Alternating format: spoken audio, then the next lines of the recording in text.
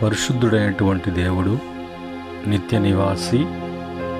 ఆయన ప్రతిదినము కూడా ఆయన కలుగు చేసినటువంటి భూమి మీద సమస్తం వాటి మీద కూడా కృప చూపించేటువంటి దేవుడు. ఆయన తన బిడ్డల యొక్క ఆశను భంగము కాకుండా ఆయన నెరవేర్చేటువంటి దేవుడు. నిత్యముగా ప్రభు మరొక దినాన్ని మనకి అనుగ్రహించారు. ఆయన కృపను బట్టి మనమంతా కూడా సజీవ లెక్కలో మనము జ్ఞాపకం చేయబడినటువంటి వారముగా ఈ వేకువనే ఆయన కృపా వాక్యాన్ని ధ్యానం చేయటానికి కృపా సన్నిధిలో ప్రభు మనల్ని ఈ విధంగా సమకూర్చారు. అంత గొప్ప దేవునికి, దేవాది దేవునికి కృతజ్ఞతాస్తుతులు చెల్లిస్తున్నాను. అంత మాత్రమే కాకుండా ప్రతిరోజు కూడా కృపా వాక్య ధ్యానములలో ప్రభు బిడ్డలుగా ఆయన యొక్క కృపావాక్యను వింటూ బలపడుతూ ప్రభు బిడ్డలుగా మరి స్థిరపరచబడుతూ అనుసరిస్తున్నటువంటి బిడ్డలకు ప్రభు పేరిట వందనములు, ప్రభు పేరిట శుభములు తెలియచేస్తున్నాను. ప్రియమైన దేవుని బిడ్డలారా, ఉదయకాలమందు ప్రభు మనకై ఆయన ఇచ్చినటువంటి కృపావాక్యాన్ని చదువుకొని ప్రార్థనాపూర్వకంగా మనం ధ్యానం చేద్దాం. ఈ సమయంలో కీర్తన 23వ కీర్తన 17, 18 వచనాల్ని మనం చదువుకుందాం. ఇక్కడ రాయబడినటువంటి మాటలు ఈ విధంగా రాయబడ్డాయి. పాపులను చూచి నీ హృదయము నందు మత్సరపడుకుము, నిత్యము యెహోవా యందు భయభక్తులు కలిగి ఉండుము. నిశ్చయముగా ముందు గతి రానే వచ్చును, నీ ఆశ భంగము కానేరదు. మా ప్రేమగల తండ్రి, జీవంగలటువంటి ప్రభువా, జీవాధిపతి, ఈ సమయంలో మీ వాక్యాన్ని వివరించి మాకు తెలియచేయండి ప్రభువా. మరి మీ దాసుని మరుగుపరచండి. మీరు మాట్లాడే దేవుడిగా, ఉపదేశించేటువంటి ఉపదేశకుడిగా, మా మంచి బోధకుడిగా ప్రతి హృదయానికి మరి అవగాహన కావటానికి వివరించి మీరు మాట్లాడమని, ఈ మాటలు వింటున్న ప్రతి బిడ్డ కూడా దీవించబడాలి, బలపరచబడాలి, స్థిరపరచబడాలి. కృప దయచేయమని యేసుక్రీస్తు నామములో అడిగి వేడుకుంటున్నాము తండ్రి, ఆమేన్. ప్రియమైన దేవుని బిడ్డలారా, ఈరోజు ప్రభు మనకిచ్చినటువంటి మాటల్ని చూచినప్పుడు ఇక్కడ మొదటిగా 17వ వచనములో పాపులను చూచి నీ హృదయమునందు మత్సరపడుకుము అని రాయబడింది. పాపులు అనేటువంటి వారు సంతోషించటానికి, ఆనందించటానికి, సుఖపడటానికి, శరీర కార్యములు నెరవేర్చుకోవటానికి వాళ్ళు ఎన్నో ప్రయత్నాలు చేస్తారు. ఆ చేసేటువంటి ప్రయత్నాలు లోకములో నుండి, పాపములో నుండి శరీరం ద్వారా చేసేటువంటి పనులు, పాపులు చేసేటువంటి పనులు. అలాంటి వారిని మరి నువ్వు చూచి హృదయములో మత్సరపడుతున్నావు, మత్సరపడకుము. ఎందుకంటే ఈ మత్సరం గురించి బైబిల్లో నుంచి మనం చూసినప్పుడు ఈ మత్సరము అనేది మరి దాని యొక్క అర్థం ఏంటి, ఆ మత్సరము అనేది పడకము అంటున్నారు, అందులో ఉన్నటువంటి ప్రభావం ఎలాగుంటుంది అన్నప్పుడు మత్సరము అనే దానికి తెలుగు తర్జుమా చూసినప్పుడు అసూయ, ఈర్ష్య, పోటీ భావము, పోటీ పడటము, ఇతరుల మంచి చూడలేక అసంతృప్తి చెందటము అనేది జరగదు ఈ మత్సరం ఉన్నటువంటి వారికి. ఎవరైనా మంచి చేస్తున్నప్పుడు మరి ఎరిగినప్పుడు మనకు మరి కలిగేటువంటి ఈర్ష్య భావమే మత్సరము అని అంటారు. మూడవదిగా మరి మత్సరము అనేది మనసును కలుషితము చేస్తుంది. ఈ మూడు కూడా మరి ఆత్మీయ జీవితానికి, ఒక భక్తి జీవితానికి, ఒక విశ్వాస జీవితాన్ని నాశనము చేసేటువంటి ఒక వెపన్గా, ఒక వ్యసనముగా ఇది ఉన్నది.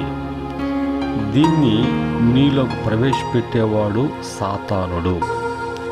ఇది నీలోకి వచ్చినప్పుడు నువ్వు కలుషితం కావటమే కాకుండా నువ్వు ఇతరులతో పోటీ పడేటువంటి భావముతో, ఇతరులు మరి బాగుపడుతున్నప్పుడు, మంచిగా ఉన్నప్పుడు చూడలేటువంటి పరిస్థితి, పోగా ఇతరులు కూడా మంచివారు కూడా నీ దృష్టిలో అది చెడుగా భావించేటువంటి మనస్తత్వం కలిగించేటువంటిది మత్సరం. కనుక ఈ మత్సర పడకము నిత్యము యెహోవా యందు భయభక్తులు కలిగి ఉండము. దేవుని యందు ఎప్పుడు కూడా నిత్యము భయభక్తులు కలిగి ఉన్నప్పుడు ఇలాంటి వాటిని మరి చూడడము, ఇలాంటి వాటిని మరి మనసులోకి వాటికి స్థానం ఇవ్వటము అనేది జరగదు. కారణం ఏంటంటే యెహోవా యందు భయభక్తులు కలిగినటువంటి వారు చెడుతనాన్ని విసర్జిస్తారు, చెడుని లోపలికి ప్రవేశపెట్టరు. వీరు చెడు యొద్దకు రారు, చెడును వాళ్ళలోకి ఆహ్వానించరు. కనుక భక్తి జీవితంలో మత్సరము అనేది లేకుండా ఉండటానికి మరి ఆ యొక్క భయభక్తులు అనేది అలాంటి అలవాటులు, అలాంటి లక్షణాలు అనేది లేకుండా జీవించటానికి నీకు దేవుని యందు భయభక్తులు కలిగేటువంటి జీవితం కలిగి ఉంటే వీటినన్నిటిని కూడా ప్రభు దూరపరుస్తారు. భక్తి జీవితంలో ప్రతిదీ కూడా గ్రహించగలిగినటువంటి జ్ఞానాన్ని పరిశోధించి ఏది మంచి చెడు అని తెలుసుకునేటువంటి అనుభవం భక్తి జీవిత అనుభవంలో ఉంటుంది. ఈ క్రమంలో మరి 18వ వచనం, నిశ్చయముగా ముందు గతి రానే వచ్చును, నీ ఆశ భంగము కానేరదు. వారంతా కూడా దేవుడు నిర్ణయించినటువంటి దేవుడు జరిగించబోతున్నటువంటి కార్యాల మీద మనసు పెట్టకుండా వారు పాపము చేసి వారు తమ యొక్క ఆశలను తీర్చుకోవాలని వాళ్ళు ప్రయత్నం చేసేటువంటి వారు పాపులు. వారిని నీ హృదయాల్లో కిందకు తెచ్చుకుంటావు. నీ హృదయంలో ఉండవలసినటువంటిది భక్తి. నీ భక్తి జీవితాన్ని ఎప్పుడు కూడా కలుషితం కాకుండా ఉండటానికి చూసుకోవాలి. ఇప్పుడు ప్రభు నిశ్చయముగా ఒక గతి అనేది, ఒక స్థితి అనేది, ఒక సమయం అనేది దేవుడు ఏర్పాటు చేశాడు. ప్రతి ఒక్కరు కూడా అవకాశాలు ప్రభు ఆయన కల్పిస్తూ ఉన్నారు. ఆ సమయం వచ్చినప్పుడు నీ జీవితంలో నాకు జరగలేదే, వాళ్ళకు జరిగిందే అనేటువంటి తలంపులు తలిచావు కదా. ఇప్పుడు ప్రభు వాక్యం అంటుంది, నీ భక్తి జీవితంలో నిశ్చయముగా ముందు గతి రానే వస్తుంది అని కంపల్సరీ. అప్పుడు నీ ఆశ ఏది కూడా భంగము కాకుండా చేస్తాడు, కానేరదు అని దేవుని వాక్యం ద్వారా మనకు తెలియచేయబడుతుంది. కనుక ఈరోజు మరి మనము ధ్యానం చేసేటువంటి వాక్యంలో మన ఆశను దేవుడు ఎప్పుడు కూడా భంగము చేయకుండా అవన్నీ కూడా జరిగించేటువంటి దేవుడిగా ఉన్నాడు. అలాగుండాలి అనంటే మనము మరి మనలో ఏమి ఉండకూడదు అనేది వాక్యం ద్వారా విన్నాం. మనలో ఉండవలసినటువంటిది భక్తి, భయభక్తులు. రెండో మాటకు వచ్చినప్పుడు సామెతల గ్రంథము 24వ అధ్యాయం 13-14 వచనములలో ఉన్న మాటలు ఏమున్నాయంటే, నా కుమారుడా, తేనె త్రాగుము, అది రుచిగలది కదా. తేనె పట్టు తినుము, అది నీ నాలుకకు తీపియే కదా. నీ ఆత్మకు జ్ఞానము అటిదని తెలుసుకొనుము.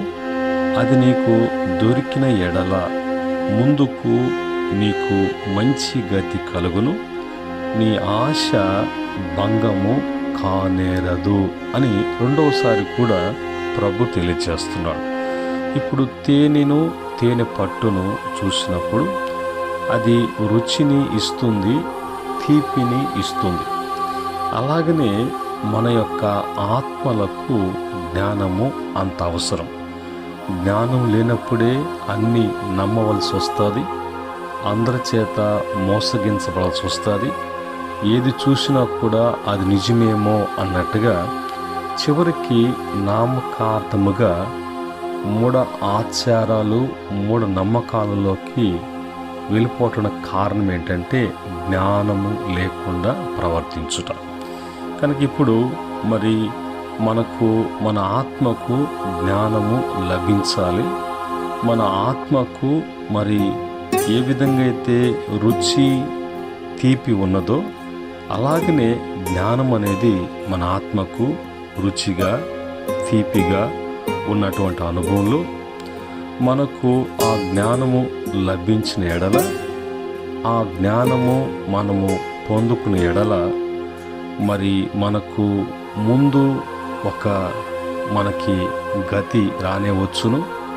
మనకంటూ దేవుడు ఒక సమయాన్ని ఆయన కలుగు చేసి ఉన్నాడు.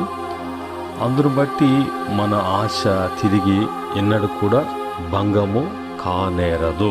ఒకటి భక్తి జీవితం, రెండవదిగా మరి జ్ఞానం కలిగినటువంటి జీవితం, మూడవదిగా కీర్తన 17వ కీర్తన 15వ చరణంలో నేనైతే నీతి గలవాడునై నీ ముఖ దర్శనము చేసేదను, నేను మేల్కొన్నప్పుడు నీ స్వరూప దర్శనముతో నా ఆశను తీర్చుకుందును అని అంటాడు.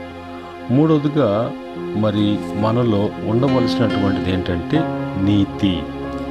నీతి ఉండాలి, కానీ అనీతి ఉండకూడదు.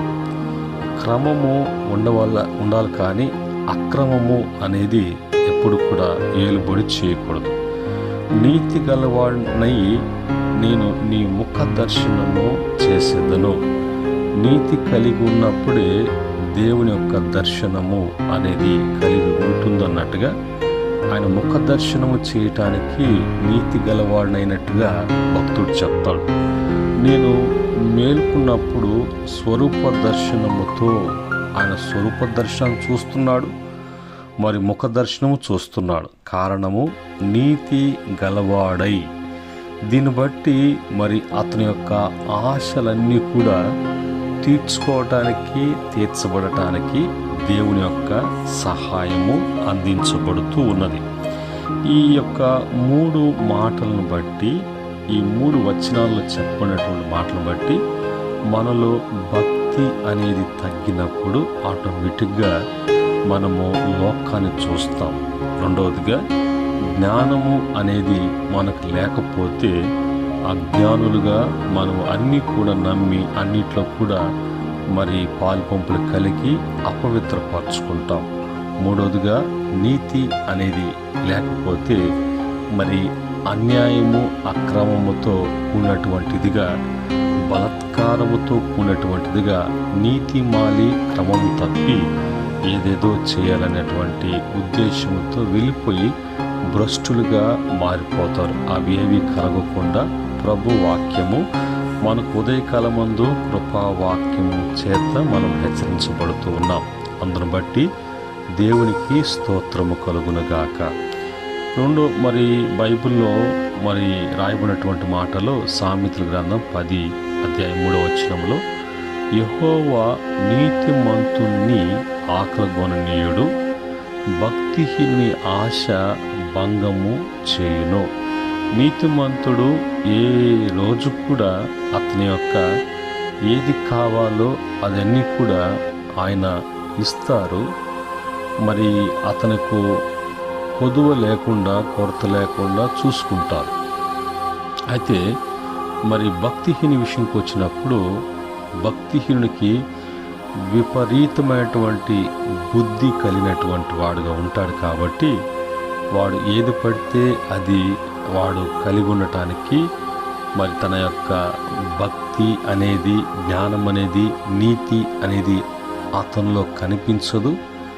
అతను వాటి వైపు చూడడు కాబట్టి, వాటిని కలిగి ఉన్నాడు కాబట్టి అతను మరి జీవితంలో ఆశలు, నిరాశలు లేదంటే ఆశ భంగము చేయబడతాది. ఇది మనకు భంగము కానటువంటి మన ఆశలు ప్రభు చేతనే నెరవేర్చబడుతూ ఉంటాయి. అయితే మన భక్తులు ఏమి ఆశ కలిగినటువంటి వారు ఉన్నారు, ఏ ఆశను వాళ్ళు మరి నెరవేర్చుకోవాలనుకున్నారు అని బైబిల్లో చూసినప్పుడు, మరి బైబిల్లో ఉన్నటువంటి మాట ప్రకారంగా 42వ కీర్తన 1-2 చరణాలు, 63వ కీర్తన 1-2 చరణాలలో 42 అంటాడు, దుప్పి నీటి వాగుల కొరకు ఆశపడినట్లు దేవా నీ కొరకు నా ప్రాణము ఆశపడుతున్నది. మన ఆశ ఎవరై ఉండాలి అంటే దేవుడై ఉండాలి. దేవుడై ఉన్నప్పుడే నీ ఆశలన్నీ కూడా నిశ్చయముగా అవి నెరవేర్చబడతాయి. మళ్ళీ 63 అంటాడు, దేవా నా దేవుడు నీవే, వేకువనే నేను వెతుకుతును అన్నట్టుగా అక్కడి నుంచి మరి ఏం వెతుకుతున్నాడు అంటే ఆయన సన్నిధిలో ఉన్నటువంటి ఆయన బలాన్ని, ఆయన కార్యాలను ఆయన చూస్తున్నట్లుగా మనం కూడా ఒక భక్తి కలిగినటువంటి, జ్ఞానం కలిగినటువంటి, నీతి కలిగినటువంటి జీవితంలో అలాగా ప్రభు మీద మనం ఆశ పెట్టుకున్నప్పుడు, ప్రభువే మన ఆశ అన్నప్పుడు ఎప్పుడు కూడా మనము భంగము కాము. కానీ అన్నీ కూడా మనకు నెరవేర్పు అనేది ప్రభు చిత్తములో మనకు అన్నీ కూడా జరుగుతూ ఉంటాయి. ఆ క్రమంలో 107వ కీర్తన 9వ చరణంలో, ఏలయనగా ఆశ గల ప్రాణమును ఆయన తృప్తిపరచుచున్నాడు, ఆకలిగొనిన వారి ప్రాణమును మేలుతో నింపి ఉన్నాడు. ఎందుకంటే వాళ్ళ ఆశ దేవుడే కదా, వాళ్ళ సర్వస్వము దేవుడే కదా అన్నటువంటి వారి జీవితంలో ఇవన్నీ కూడా జరుగుతాయి. అలాగా భక్తులు అంటారు.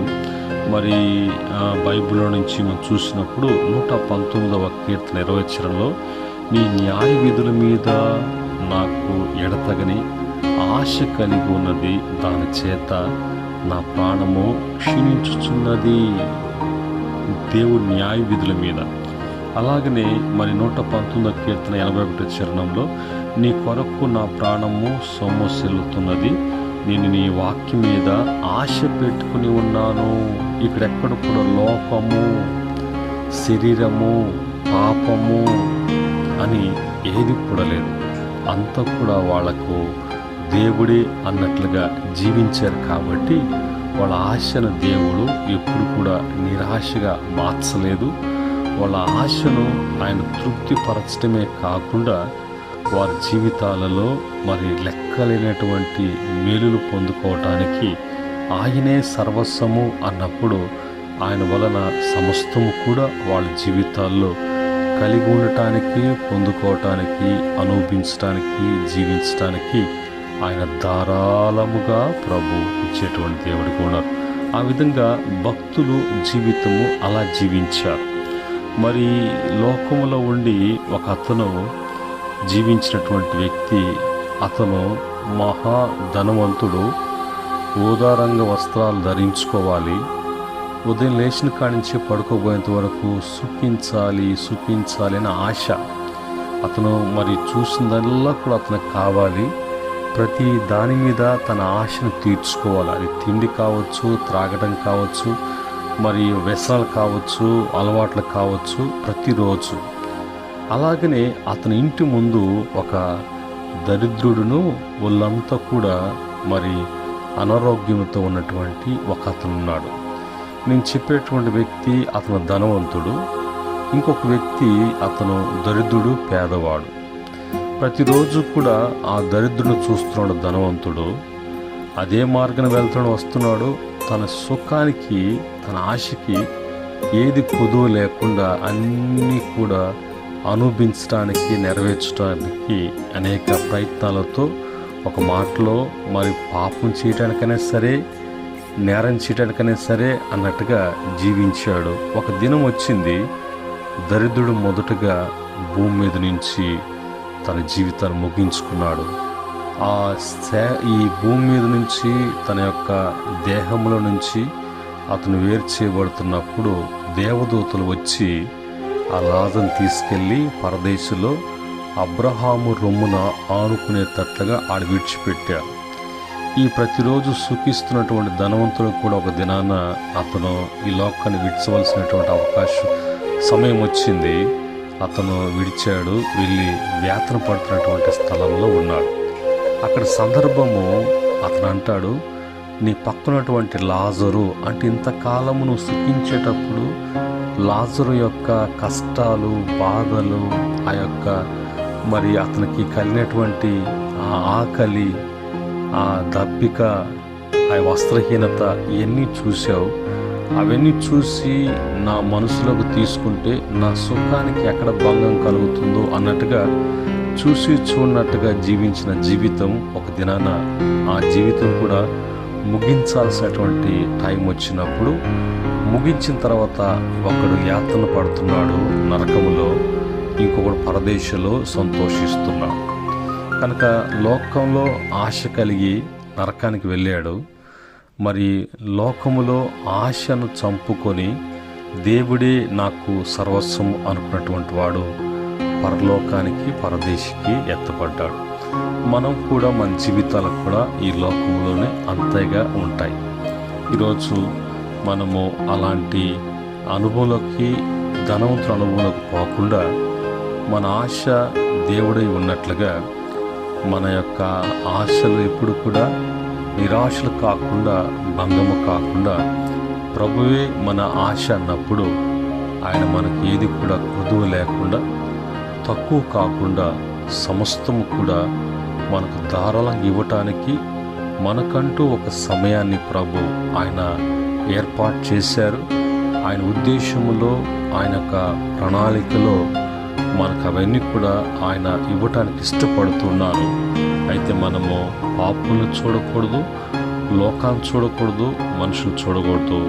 మనలో ఉండవలసినటువంటి భక్తి ఏంటో, మనం ఉండవలసిన జ్ఞానం ఏంటో, మనలో ఉండవలసినటువంటి నీతి ఏంటో, మన ఆశ ఏమై ఉండాలో అనేది వాక్యం ద్వారా మనము విన్నాం, తెలుసుకున్నాం. అందును బట్టి ప్రభు ప్రతి బిడ్డ యొక్క ఆశ భంగము కాకుండా ఆయన తృప్తిపరిచేటువంటి దేవుడిగా, అవన్నీ కూడా ఇచ్చి నిన్ను ఆనందింప చేసేటువంటి దేవుడిగా ఉన్నాడు. అలాంటి దేవుడు నీకు ఆశ ఉండునట్లుగా, ఆయనే నీకు సర్వస్వము అన్నట్టుగా ఆయన ముఖ దర్శనము చేయటానికి, ఆయన స్వరూప దర్శనం చేయటానికి నీలో ఉండవలసినటువంటి ఆ నీతి ఏంటో కలిగి ఉండటానికి, మరి ప్రభు వైపు చూడటానికి మరి తీర్మానం చేసుకుందాం. అట్టి సహాయము దేవుడు ప్రతి బిడ్డ కూడా మరి చేయును కాక, అలాంటి అనుగ్రహము ప్రతి బిడ్డ కూడా పొందుకును కాక. ఆమేన్.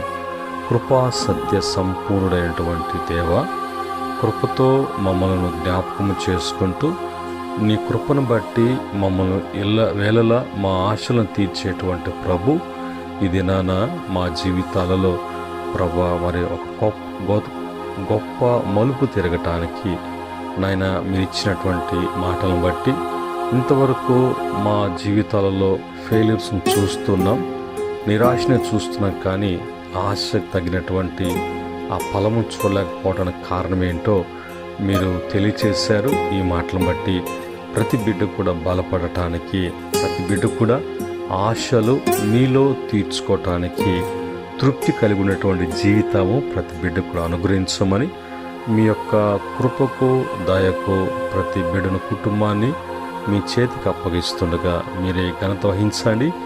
ఈ దిన ప్రయత్నములో, సేవలో, సమస్తములో కూడా నీ కృపను బట్టి బిడ్డలకు మేలు చేయమని యేసుక్రీస్తు యొక్క పరిశుద్ధమైన నామములో అడిగి వేడుకుంటున్నాము తండ్రి. ఆమేన్. సమస్త జ్ఞానముకు మించిన తండ్రి ప్రేమయు, కుమారుడైనటువంటి యేసుక్రీస్తు వారి కృపయు, పరిశుద్ధాత్మ యొక్క ఆనంద సంతోషాలు, సహవాసం, నడిపింపు, భద్రత మరి ఈ యొక్క మాట వింటున్న బిడ్డలకును సకల పరిశుద్ధులకును ఆయన దాసులకును సదా తోడై ఉండి నడిపించునుగాక. ఆమేన్. దేవుడు మిమ్మలను మీ కుటుంబాలను కలిగిన యావత్తును కూడా దీవించి బిడ్డలను తృప్తిపరిచి స్థిరపరచునుగాక. ఆమేన్.